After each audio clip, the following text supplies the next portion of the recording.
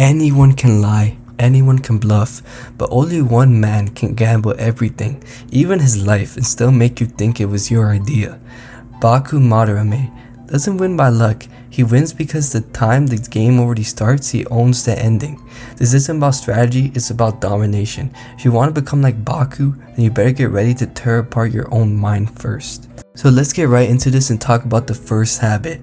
Assume that the opponent is you, then outplay yourself. So look, Baku doesn't predict people, he becomes them. He simulates their thoughts down to the hesitation, the fear, and the lie they tell themselves. He doesn't beat the opponent, he beats himself in their shoes. So the first habit, assume that the enemy thinks exactly like you. Mirror their mind, make their moves before they do, then shatter that mirror at the last second. So practice this. When you enter any confrontation, be it a debate, negotiation, or mind game, pause and think, what would I do if I was them? Now sabotage that plan from the inside, and that's how Baku always seems one step ahead, because he already fought the battle as you and lost on purpose. Okay, now let's move on to the second habit. You want to turn insanity into a weapon and then blur reality on command.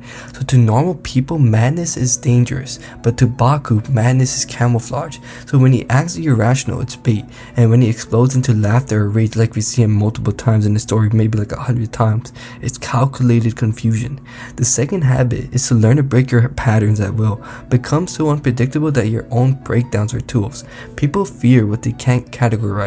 They second guess, they hesitate, and that's where Baku strikes. He bends logic around insanity until the sane look foolish and the insane walk victorious. To train this, once a day, react to something in a completely illogical way, not to be random, but to study the ripple, control the chaos, and use unpredictability as a lever. Sanity is predictable, madness is untouchable. The third habit is seldom the game. Baku never forces people to play, he lets them think that they chose to. That's his trap, voluntary destruction. His third habit is pure manipulation.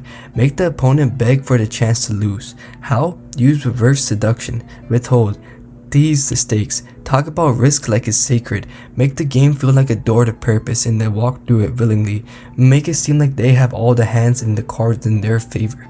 So do this, next time you want someone to agree to something, don't push, hint, ask questions that make them suggest a thing, and when they do, praise their brilliance, and they'll protect the idea like it's their own child.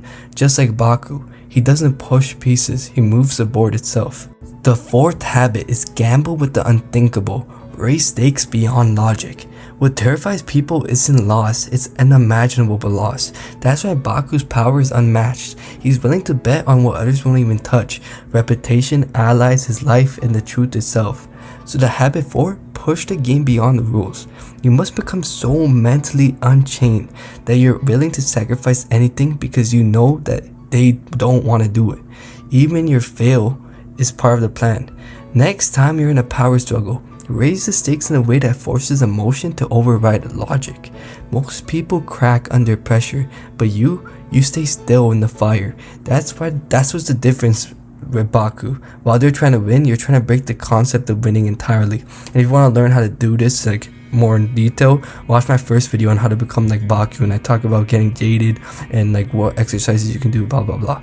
The final habit, and the best one, reveal the truth only when it destroys them. Baku doesn't hide the truth, he delays it like a poison capsule under the tongue.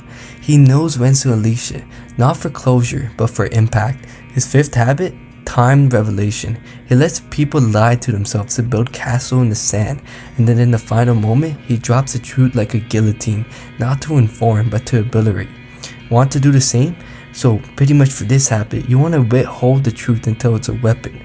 Learn to wait when someone's fully committed to the wrong path, and that's when you'll gently show them the truth, not with malice, but with that Baku smile. It's not revenge, it's checkmate with elegance. So, in conclusion, most people play to win, and Baku plays to redefine what winning means. He twists the truth, bends logic, and turns chaos into choreography. To become like him, you must embrace discomfort, you must be willing to risk reputation, certainty, and even your own image of reality. But in return, you won't just win games, you'll make people thank you for destroying them. So if you want to be the king of deception, then stop asking for rules and write them. and make sure no one else realizes until they've lost, and then you can tell them the truth with a smile on your face. Thank you guys for watching Peace on the Street. If you want to watch the first video of this series where you learn like a lot of more shit in detail, like specific stuff, then I'll put in like the link in the description, or you can just search it up. Thank you guys for watching Peace on the Street.